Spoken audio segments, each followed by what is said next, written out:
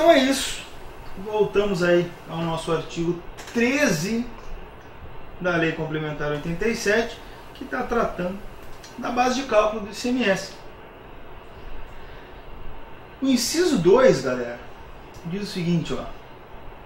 Na hipótese do inciso 2 do artigo 12, a base de cálculo é o valor da operação, compreendendo mercadoria e serviço. Primeira coisa que a gente tem que saber é o que é esse inciso 2 do artigo 12, é fornecimento de alimentação e bebidas. Então, com esse artigo aqui, fica bem claro pra gente, né, galera, que vai ingressar na base de cálculo ali, inclusive aqueles 10% que o pessoal cobra lá de serviço, né? Porque diz aqui, ó, é a mercadoria e o serviço. Aí o cara vem lá com aquela notinha, tu vai jantar fora, toma um choppzinho e dá aquela quantia módica de R$200, um jantarzinho fora.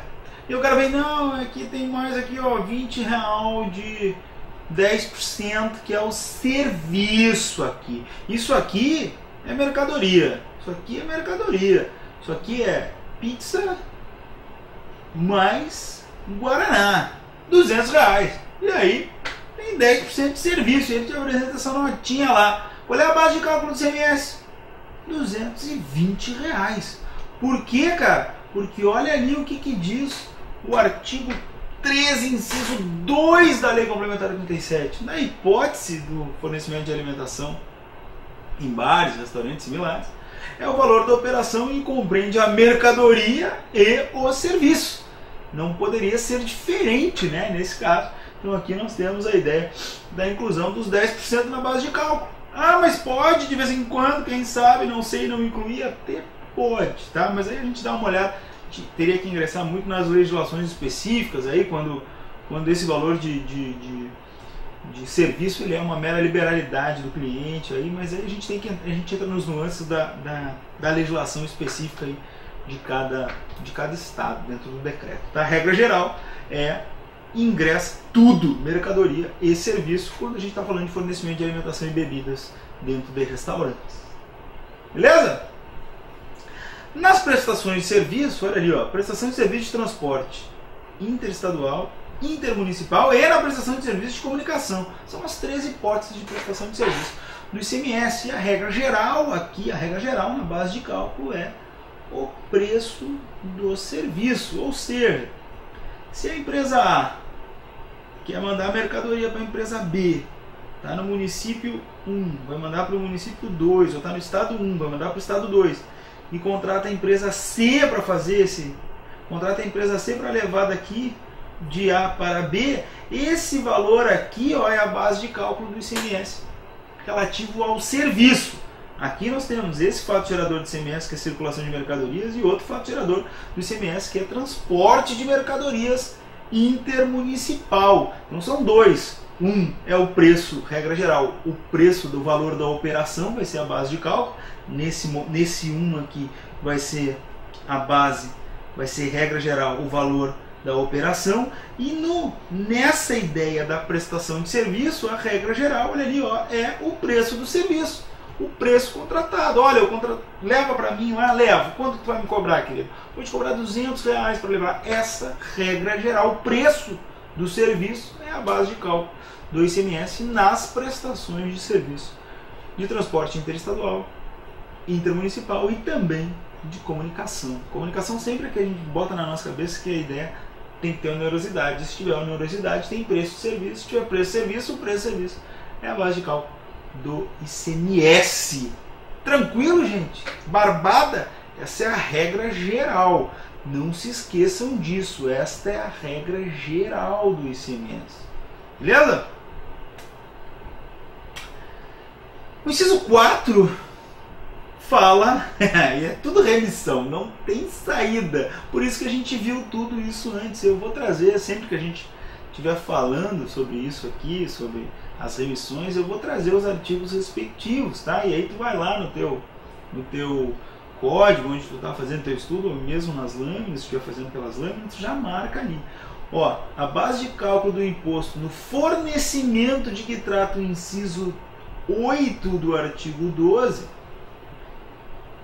Qual é o inciso 8 do artigo 12? As famosas operações mistas, onde a gente tem aqui, ó, mercadoria mais serviço. Quando a gente fala de operação mista, aí nesse caso da operação mista, eu olho para outra câmera, não tem como não olhar. Perdão, de vez em quando eu dou uma olhadinha mais para cima, é que eu estou olhando para outra câmera. Me desculpe, perdão. Mercadoria, mas quando a gente fala de operação mista, nós vamos ter duas ideias. Claro, eu já falei isso para vocês, nós vamos ter duas ideias. Ó, o valor da operação na hipótese da linha A e o preço corrente da mercadoria fornecida ou empregada na hipótese da linha B. E aí nós vamos ver essas duas hipóteses lá que estão no inciso 8 do artigo 12. Olha lá, o valor da operação quando o serviço não está compreendido na competência tributária dos municípios. E aí o que acontece aqui? O valor é total, é mercadoria mais serviço. Se eu tenho uma operação de fornecimento de mercadoria com prestação de serviço em que não existe efetivamente, não está incluída na competência tributária dos municípios, o valor do ICMS incide sobre tudo, sobre a mercadoria mais o serviço. Essa é a hipótese da linha A do artigo 12, lá inciso 8, que nós estamos vendo aqui a remissão. A base de cálculo é o valor total. Eu já falei isso para vocês. Mas aqui é onde as coisas começam a se fechar. A gente começa a entender o que é o ICMS. E a linha B, por sua vez, o preço corrente da mercadoria fornecida ou empregada, quando a operação mista está compreendida na competência tributária dos municípios, mas tem aquela indicação expressa de incidência do ICMS definido na lei complementar aplicável. A lei complementar, que nós vamos estudar com calma, ela diz o seguinte: olha, nesse caso é uma operação mista, tem fornecimento de mercadoria e prestação de serviço? Tem, mas isso aqui é a competência dos municípios. Só que nesse caso específico pode incidir o ICMS só em cima da mercadoria, só em cima da operação. E aí a lei complementar, a lei Candir, diz o seguinte: nesse caso é o preço corrente da mercadoria fornecida ou empregada. Nesse caso aí vai ser só o valor da mercadoria, só o valor da mercadoria, só o valor da mercadoria. Tá explicadinho para vocês aqui, uma barbada, isso. A gente cansou de falar sobre isso. Eu fiz até um quadrinho para vocês lá. Incide ICMS sobre tudo, incide ISS sobre tudo, incide nesse meio do caminho aqui, tem incidência de ISS e de ICMS só sobre determinadas coisas que estão expressas na Lei Complementar 116. Quando a gente for estudar a Lei Complementar 116, vai ser um midá para vocês. Vai ser uma barbadinha. Beleza? Agora nós vamos entrar na parte uma das partes mais complicadas aí, que não é complicada, né? Mas é a que nos exige um pouco mais aí, na base de cálculo do ICMS, né? O inciso 5 do artigo 13 diz que na hipótese do inciso 9 do artigo 12, a base de cálculo do ICMS é a soma das seguintes parcelas: o valor da mercadoria ou bem constante dos documentos de importação, observado o disposto no artigo 14. Depois nós vamos ver isso com calma. O imposto de importação, o imposto sobre produto industrializado. Ah, o que é isso, Diego? Isso aqui é na hipótese de importação de mercadorias. Eu não botei mais na minha? Não botei. Então vamos voltar ali. Isso aqui é a ideia, a base de cálculo na importação de mercadorias. Então presta atenção comigo, porque essa é uma das partes mais chatinhas, mais complicadas, porque tem várias coisinhas que a gente tem que entender. E até por isso, depois que a gente estudar aqui o artigo 13, essa parte do artigo 13 e o artigo 14, nós vamos fazer 3 exercícios para fixar, porque não tem como não fazer o exercício para fixar. Se eu só falar para vocês aqui e não fizer o exercício nesse caso aqui, tu não vai te lembrar. Então nós vamos fazer o exercício. Olha ali. O que está agregado, o que está dentro da base de cálculo do ICMS na importação? O valor da mercadoria ou do bem, constante nos documentos de importação, o próprio imposto de importação, o IPI, o Imposto sobre Produtos Industrializados, o Imposto sobre Operação de Câmbio, o IOF, né? Está dentro. E quaisquer outros impostos, quaisquer outras taxas, quaisquer outras contribuições e despesas aduaneiras, ou seja, entra praticamente tudo dentro da base de cálculo do ICMS. E mais, nesse caso de importação, sempre tu vais ter que incluir também na base de cálculo o ICMS. Eu vou até botar aqui. O próprio ICMS. Porque aqui, nesse caso, o padrão, o default, o que é sempre cobrado pelas bancas é que a gente tem que incluir o ICMS aqui por dentro. A gente tem que fazer aquele cálculo da base de cálculo que eu trouxe para vocês, de dividir ali o valor que a gente acha por 1 menos a alíquota, para a gente achar efetivamente o valor para poder incidir o ICMS dentro. Então, quando fala de importação, é sempre tem que incluir o ICMS por dentro. Soma tudo que tem lá, regra geral, quase tudo. Nós vamos ver que tem uma exceção, porque é até o momento do desembaraço, tá? Então veio a mercadoria, tudo ali que gera o desembaraço ingressa na base de cálculo do ICMS, e aí a gente ainda coloca o ICMS por dentro para depois incidir a alíquota e fazer e descobrir o valor do ICMS. Vamos falar agora sobre a questão do artigo 14, porque tem algumas coisinhas ali que tem que ficar bem claras para nós, porque ocasionalmente essa ideia do artigo 14 aqui, ela é cobrada assim em questões de concurso, tá? O que diz o artigo 14? Vamos botar lá a nossa caneta marca-texto, que diz o seguinte, ó: o preço de importação expresso em moeda estrangeira, ou seja, vamos dizer lá que eu tenho uma importação que é $1.000, ele tem que ser convertido em moeda nacional pela mesma taxa de câmbio utilizada no cálculo do imposto de importação, sem qualquer acréscimo ou devolução posterior se houver variação da taxa de câmbio até o pagamento efetivo do preço. Ou seja, tem lá uma cotação.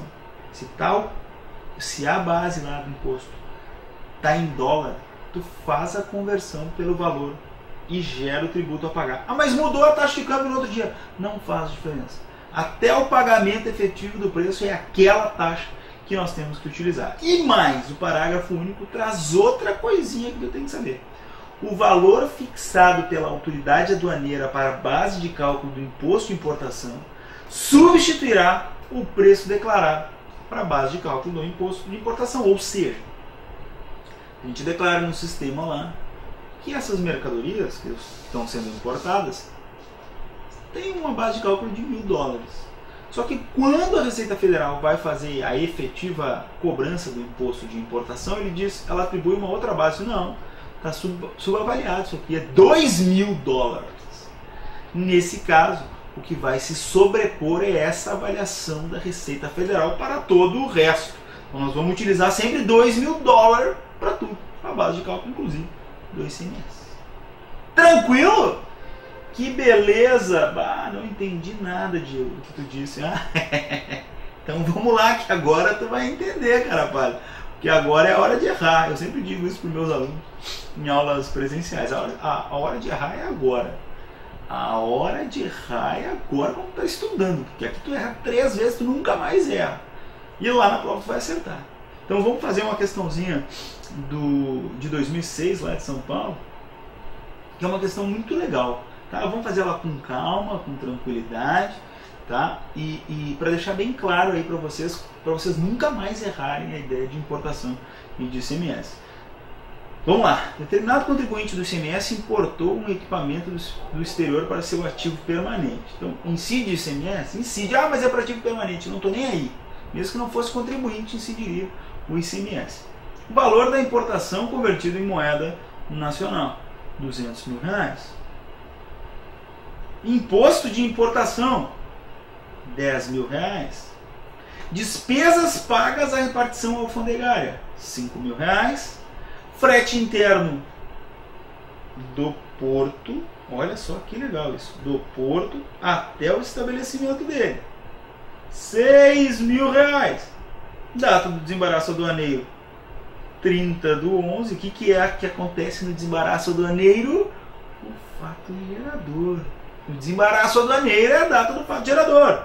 Data da entrada física da mercadoria do estabelecimento, 2/12. Não estou nem aí para isso aqui, não faz a menor diferença para mim. A alíquota interna é 18%. E aí ele vem e te dá a barbada. Considerando que o montante do ICMS integra a sua própria base de cálculo, inclusive na importação. O valor do ICMS devido e o momento da ocorrência do fato gerador são nessa ordem. Aí tu olha assim só um pouquinho.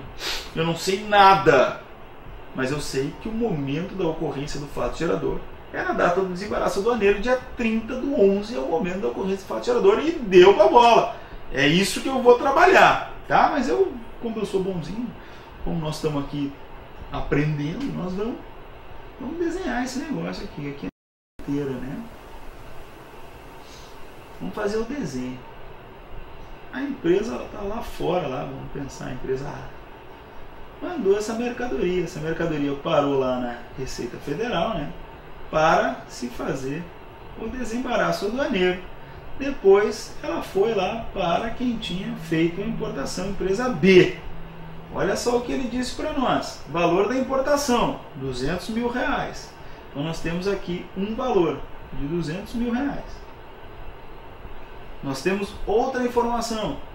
Imposto de importação, R$10 mil. Integra a base de cálculo do ICMS, imposto de importação integra. R$10 mil. Vamos voltar. Despesas pagas à repartição alfandegária, R$5 mil. Integra a base de cálculo, qualquer despesa paga na repartição lá antes do desembaraço, integra, R$5 mil. Aí voltamos para a última opção. Frete interno do porto até o estabelecimento, R$6 mil. Olha só. Olha só. Olha o que acontece aqui. Olha o que acontece aqui. Presta atenção, que isso é muito importante. Eu fiz o desembaraço aduaneiro da mercadoria e depois a mercadoria ficou legal lá para mim. E aí o que acontece aqui?